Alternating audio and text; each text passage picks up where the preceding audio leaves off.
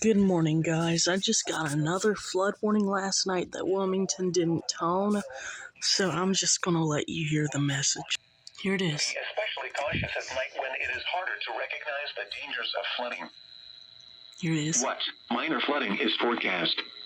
Where? Northeast Cape Fear River near Chinkopin. When? Until late this afternoon. Impacts. This scroll only happened on 2 radios. It only went off on 2 radios. Is expected. River access stocks are impacted as well. Additional details. At 3:30 a.m. Thursday, the stage was 12.9 feet.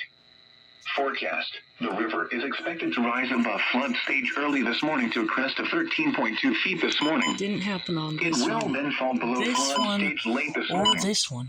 Flood stage is 13.0 feet. Here are the 6 There you a.m. go. observations.